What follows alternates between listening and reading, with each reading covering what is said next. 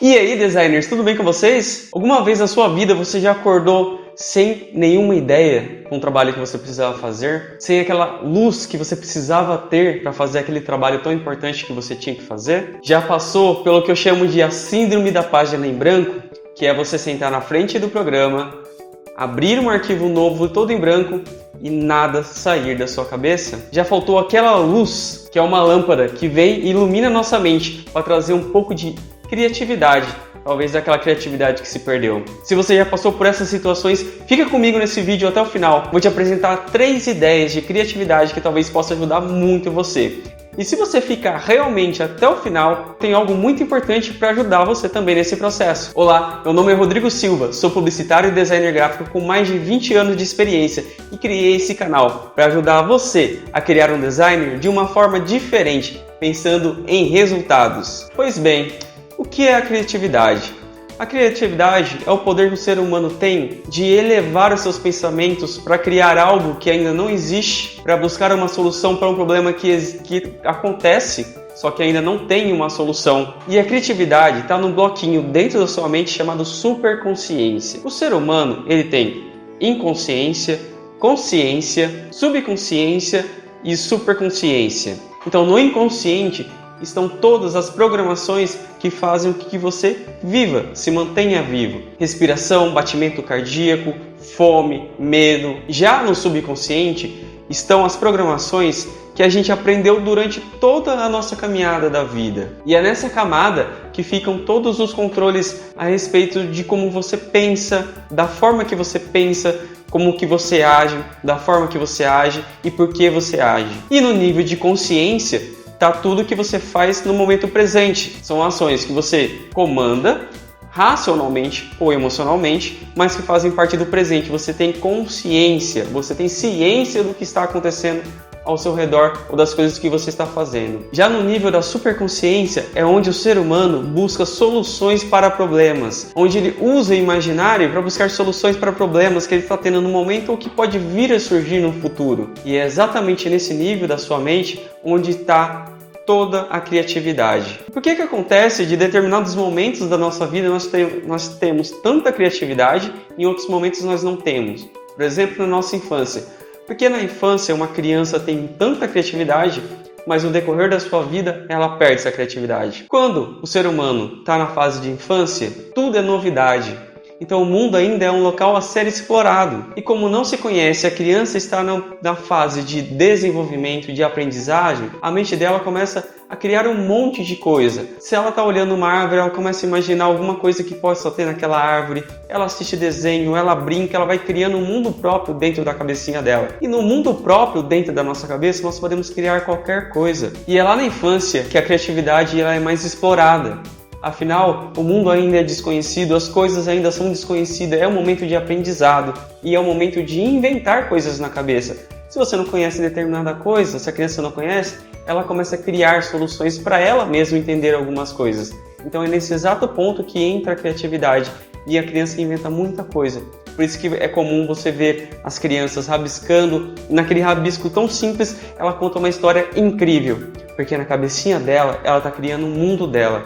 E quando você pode criar o seu mundo do seu jeito, você cria mundos extraordinários. E por que nós perdemos isso com o passar do tempo? Conforme você vai crescendo, você vai aprendendo coisas novas. Você vai descobrindo como é que é o mundo. Aí você descobre que o coelhinho da Páscoa não existe. Você descobre que o Papai Noel não existe. E que algumas outras coisas foram criadas para satisfazer a necessidade ou desejo de uma criança ou em colocar o medo nela, para ela deixar de fazer alguma coisa. Então nós vamos crescendo e vamos sendo lapidados. Parte das nossas asas de criatividade vão sendo cortadas. Então aquele poder de criar começa a baixar. Digamos que o seu senso crítico aumenta. Mas poxa vida, Rodrigo, se é tão divertido criar, se era tão divertido quando eu era criança ficar inventando um mundo incrível, por que eu deixo de pensar assim? Automaticamente, quando nós vamos crescendo e tomando ciência do mundo, tendo mais responsabilidade, um monte de coisa, então o nosso esforço e a nossa energia é dedicada a determinadas coisas que são mais importantes, já não é mais voltada para a criatividade, para inventar.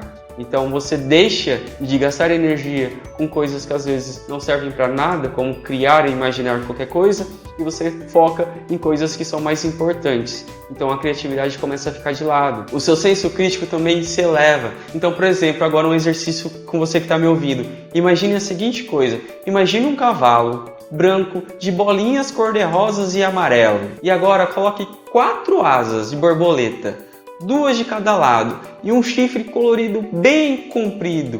E agora vamos brincar um pouco mais. Você imagine que as 4 patas do cavalo são patas igual de pato. Imaginou? Viu só como que é o processo de criação e de criatividade? Talvez por conta própria você jamais iria imaginar isso, porque não faz parte do seu cotidiano, da sua vida. Por que eu vou parar para pensar criando coisas absurdas assim, se eu tenho coisas mais importantes para fazer no meu dia a dia? Então, ao invés de consumir energia para brincar, criando mundos na minha cabeça, eu vou focar em coisas mais importantes. E é exatamente nesse processo, quando nos tornamos adultos, que a criatividade começa a ficar de lado. Mas essa criatividade em relação à invenção, ou então quando você realmente está buscando algo novo. Não que o ser humano não seja criativo. Por natureza, nós somos criativos. Você só está me assistindo porque em algum momento um ser humano foi criativo para criar toda a tecnologia que levou isso a ser possível. Só que e quando nós precisamos da nossa criatividade para o nosso trabalho? Eu sou designer. Talvez você também seja. Ou seja um amante do design para outro tipo de coisa, a não ser o designer gráfico. E passa por situações assim. Talvez no seu cotidiano alguma coisa esteja acontecendo, esteja mexendo com você, internamente e mentalmente. Isso cria os bloqueios criativos, aquilo que dificulta o nosso acesso à superconsciência, de buscar algo sempre novo. E essa constante pressão de criar algo novo chega em algum momento que vira uma panela de pressão e nada mais surge. Então entra aquele branco ou aquele preto, porque já que não vem ideia, tudo fica escuro e nada surge. Ou a síndrome da folha em branco. Mas não se preocupe, designer, eu estou aqui gravando esse vídeo para te apresentar 3 ideias incríveis que podem ajudar sim você a criar novas estratégias de criatividade que vão ajudar você nesse processo. Estratégia número 1. Mudanças do seu cotidiano de vida. Explica isso, Rodrigo. Você tem um processo definido de como é o seu dia. Talvez você não saiba como que é, mas você realiza determinadas tarefas durante o seu dia que acontecem todos os dias da sua vida, de forma rotineira e algumas até padronizada. Isso entra no modo automático, não há nada de novo, então o seu corpo ou sua mente vai agir de forma automática. E o que você pode fazer no seu cotidiano para aumentar um pouquinho mais a sua criatividade é você mudar algumas coisas da sua rotina. Por exemplo, logo de manhã que você acorda, de repente você pode mudar o processo. Ao invés de você ir direto para o banho, você pode escovar o dente antes e depois. Mas entrar nesse processo de todo instante ficar se questionando. O que eu vou fazer agora? O que eu posso fazer de diferente? Mudar o caminho que você faz para ir até o seu trabalho. Ouvir outros estilos musicais, talvez diferente daquele que você já está acostumado. O processo de criatividade, ele abrange quase todos os nossos sentidos. Então é importante que você se permita a conhecer e a explorar outras coisas relacionadas aos seus sentidos. Talvez você está acostumado a comer num restaurante, come em outro restaurante. Pratique atividade física, uma caminhada, uma corrida. Queira ou não, isso vai mexendo com o seu corpo, mexe com a sua fisiologia. Automaticamente vai mexer com a sua forma de pensar. Se você acorda a determinado horário, mude, talvez acordando meia hora mais cedo, 1 hora mais cedo. Insira outras coisas que você pode fazer nesse horário. Se você fizer essas pequenas mudanças de hábito do seu dia a dia, eu tenho certeza que isso vai te fazer pensar de uma forma diferente, que automaticamente abre o mundo para a criatividade. Dica número 2. Aprenda coisas novas. É inconcebível falar que hoje não é possível aprender coisas novas. Talvez pessoas que tenham a minha faixa etária dentro dos 30 anos ou que tenham um pouquinho mais de idade lembra da dificuldade que era 30 anos atrás, 20 anos atrás, para você aprender algo novo. Você tinha que correr para uma biblioteca, você tinha que fazer um curso longe, tinha que fazer um curso à distância, não existia conteúdo, você precisava ir numa biblioteca pública, você precisava ir na biblioteca da escola para adquirir informação. Não era fácil de se aprender as coisas, porque tinha conteúdo? Tinha, mas esses conteúdos estavam em lugares talvez longe, ou era cara a informação. Hoje em dia, com a internet, tem tudo ao nosso alcance. Então é possível aprender coisas novas. Tá, mas eu vou aprender coisas sobre design? Não, essa não é a ideia. A criatividade não está presa só dentro da sua profissão. Aprenda coisas novas, talvez aquelas coisas que te chamam a atenção, mas você nunca parou para buscar informação sobre aquilo. Como é que é feito um parafuso? Como é que é feita uma tampinha de caneta? Esse tipo de aprendizado vai criando cada vez mais vários bloquinhos de informação dentro da sua mente. E quanto mais blocos de informações diferentes você tem dentro da sua mente, maior é a gama de criatividade que você pode alcançar. Leia livros. Se você quer um caminho que ajude a você ter bastante criatividade, estão nos livros. O livro é uma ferramenta fantástica para a criatividade. Por que, Rodrigo? Eu te respondo. Porque o livro, você está lendo algo que alguém escreveu. Algo que está dentro da cabeça daquela pessoa que escreveu. Só que automaticamente, quando você está lendo, você começa a ter uma imersão naquele conteúdo e, sem querer, você começa a pensar ou imaginar como o autor também imaginou naquele momento. Então você está usando a sua criatividade para imaginar exatamente o que o autor estava imaginando. Esse é um processo magnífico para ajudar você a ser criativo. Então aprenda outras coisas interessantes mesmo que não sirva para a sua profissão. Leia outros livros que talvez não estejam inseridos dentro da sua área. E isso vai ajudar você também a aumentar a sua criatividade. Estratégia número 3. Essa é uma estratégia incrível. Quando eu aprendi, criou mudanças incríveis na minha forma de pensar.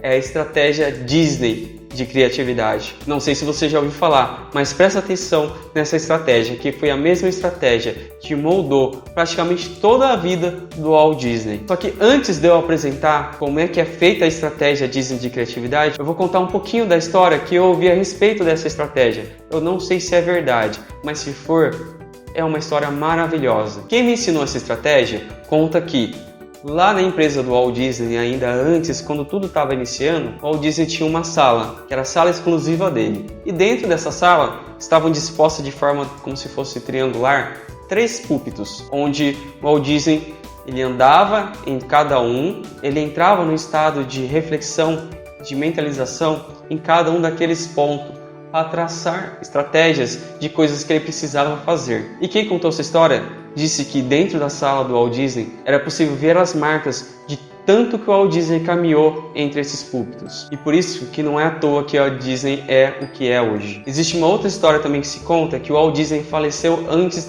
da conclusão da construção da Disney World. E depois da conclusão da construção do parque, o irmão dele estava dando uma entrevista, não sei dizer ao certo se era para a TV ou para a rádio. O Porter comentou que era uma pena que o irmão dele não estava vivo para ver a conclusão daquela obra. E o irmão dele dá uma resposta maravilhosa: vocês estão enganados. O primeiro a ver o parque construído foi o meu irmão. Meu irmão viu o parque construído na cabeça dele. Então imagine só como que essa estratégia ela é tão formidável e ela é tão incrível. Se permitiu que Disney criasse esse mundo tão incrível que hoje é, e no mundo inteiro, imagine que não pode ajudar na sua criatividade. Deixando a história de lado, agora eu vou explicar a estratégia Disney. A estratégia Disney, como eu já disse antes, consiste em você ter 3 espaços dentro de uma sala, onde cada lugar o Disney se posicionava com uma forma de pensar. Um púlpito era do sonhador, então ele entrava ali no estado de sonhador, onde ele se permitia sonhar. Sonhar sem limite, sem crítica, sem nada. Sonhar, sonhar, sonhar. Depois ele saía do estado de sonhador e se direcionava para o realizador. E ali ele entrava na situação de fazer as coisas. O que era preciso fazer?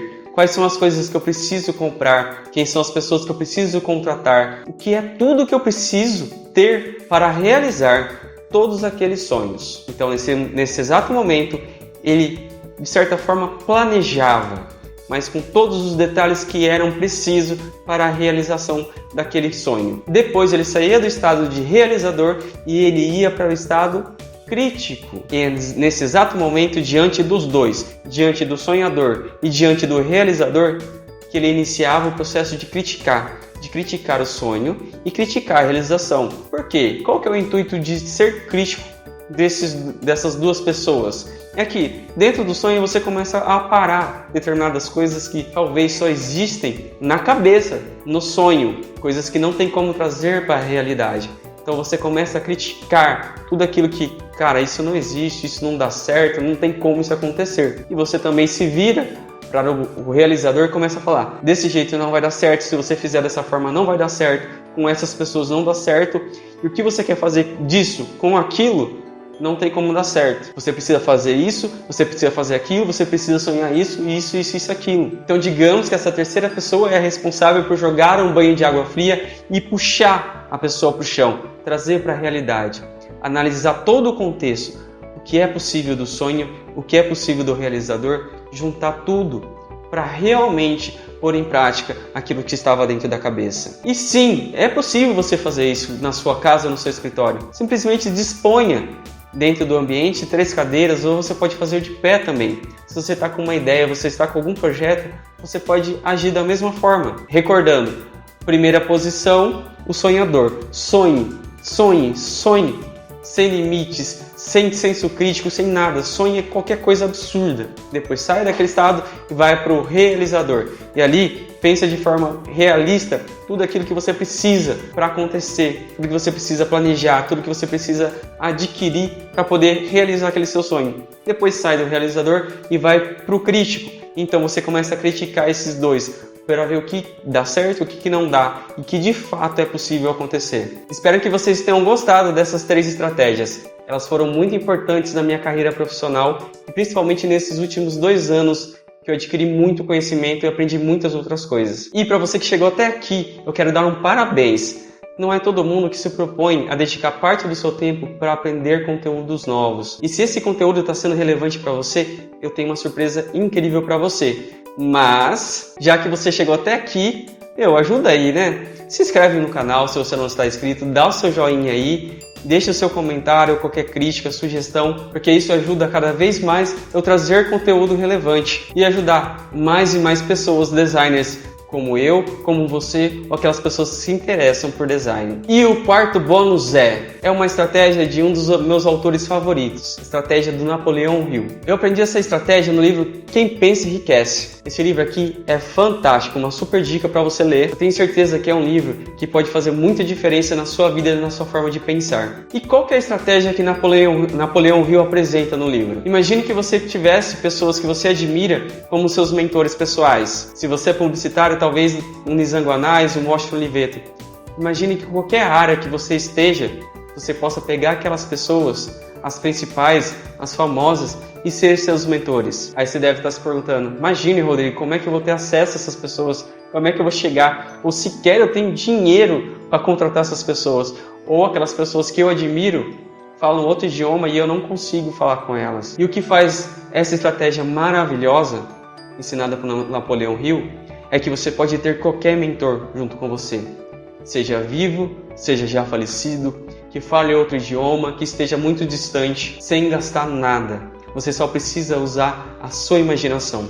Napoleão Hill fala em determinado momento do livro que em alguma fase da sua vida ele não conseguia dormir mais, porque as reuniões com os mentores que ele fazia estavam sendo grande, em excesso. Ele conta que ele já chegou a ter mais de 50 mentores. E onde é que ele se reunia com os mentores? Na mente dele. Você também pode fazer o mesmo, você pode ter qualquer mentor. Ah, Rodrigo, mas que coisa de doido, as pessoas vão me chamar de doido. Onde já se viu conversar, falar com pessoas que não estão ali, agir com elas? Quer piorar a situação? Incorpore elas. Como assim incorporar? Sim, incorporar. E essa estratégia de incorporar, ela tem um nome, chama-se modelagem.